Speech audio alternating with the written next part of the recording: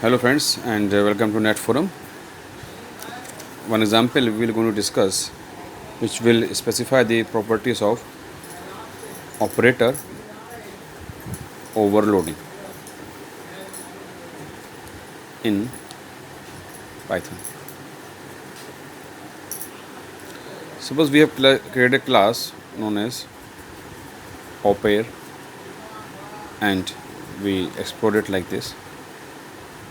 In it self comma say x, and then we just initialize it with the value given in the format parameter.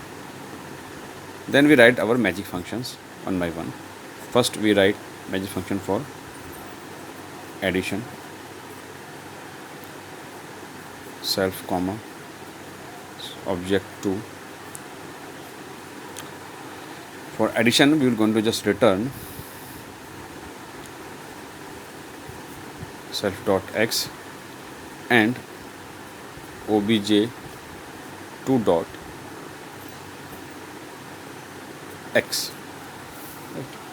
I want to explain you why I am writing this, because latest object is object 2 dot x. When object 2 dot x will get called, it will get the value from here x, and then automatically this constructor will get called.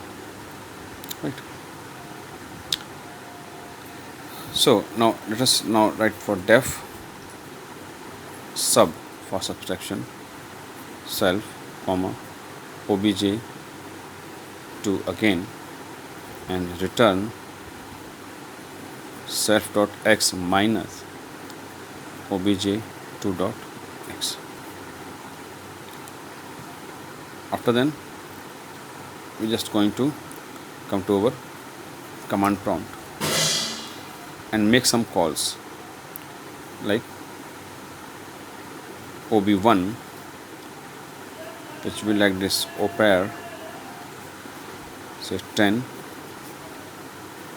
ob2 which is equal to opare say 12, ob3 equal to opare say RITURAJ plus ob4 equal to opare say DIXI, and then we're going to make the following functions calls. What are the calls? The first one is print. Since it returned the value, so we can directly write it here, ob1 plus ob2 print ob1 minus ob2, then print ob3 plus ob4. Right. So what happened that when this ob1 plus ob2 will got called, just momently we call the ob1, then what happened that ob1 will make a call to here. This constructor will get called and the value get initialized here and it will get the value. Then plus is there, and momently plus will get called, then we'll make a call to this add function. Right. So this control will going to be executed from here now. obj2 dot x will going to be called, means that the member function obj2 means here self will get going to be override by object ob2 dot x, which it will get value from x, and x is there in the constructor, so the control will come here again and 12 is going to be received here. Right. So 12 is going to be received here and 10 will going to be received here, and the return is 22. Similarly minus 2 will be there, and here we will get the full name, just Rituraj DIXI. Right.